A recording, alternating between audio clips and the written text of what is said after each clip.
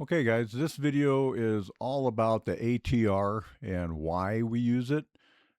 We have found that over many different trades, once in a while, the market will come down. I want to show you on this example. This is a live trade that we took, and there is a true thing. It's called stop hunters.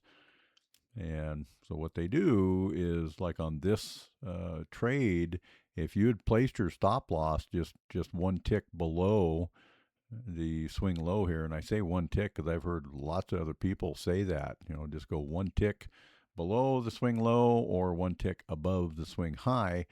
And I'm telling you, that's not the way to do it. These stop hunters, they'll find you, man. But if you use the ATR when you're calculating your stop loss, use the ATR and then take that, whatever that number is, times 1.5, and use that as your new stop loss. And then come back and figure out your profit target and whether you can get in with a limit or a market order. The point here is that the markets, they will hunt those stops that are sitting right next to levels like that. I'm going to find another example for you. Hang tough. Here's a really good example in the Swiss franc to the Japanese yen. This is a trade that we took. And how upset would you be if you got stopped out right up here and then the market turned around and did all this? Look at that wick. Came and hit us for 4.2 R profit. But if you didn't have your stop loss placed correctly, look how close that was, man. This black line here represents, this is the swing high here. And so even if you had your stop loss placed a couple of ticks above the swing high, well, this is technically the swing high, and this one's just a fuzz above it. But, the point here is that if you had your stop loss placed just above even this swing high, then the market would have come, taken you out, and then turned around and went in the direction that you thought it was going to go. Look how close that is to where we almost got stopped out, but we didn't. And we see that quite a bit. I can't tell you that it stops target or hunters, stop loss hunters all the time, because it doesn't. We still take losses once in a while on our ATR, and the market turns around and goes against us, or goes in the direction that we thought it was going to go.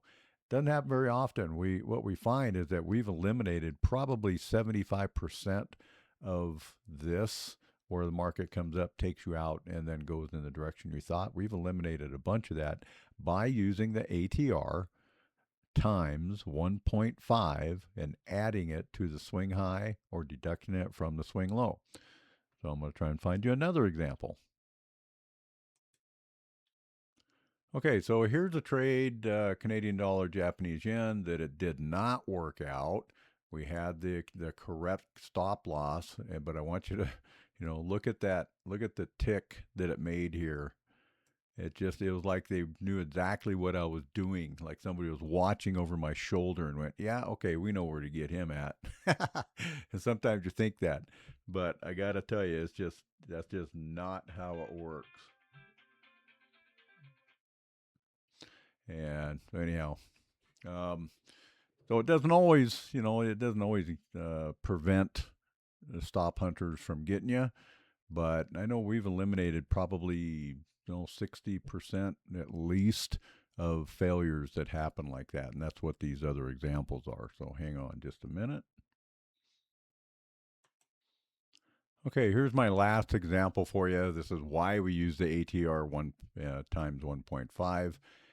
Australian dollar to the US dollar. And this is another live trade that we're currently in.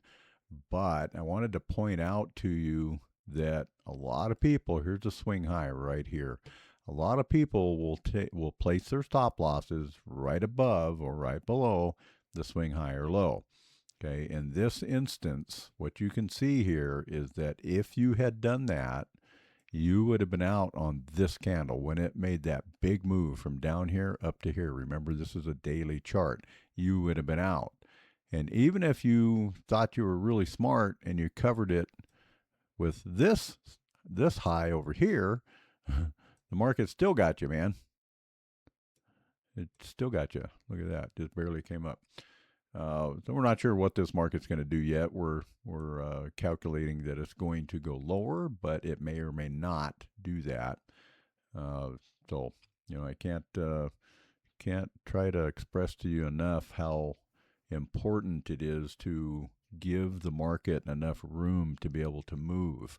There's people that do this professionally every single day that look for opportunities, and the stop losses are a big opportunity, right? If somebody is thinking that this market was going to go up and they had a stop loss or down and they had a stop loss right up in here, well, that's going to generate a whole bunch of sells in here. And that's probably what happened right here. So, okay, consider using the ATR times 1.5 for all of your stop losses.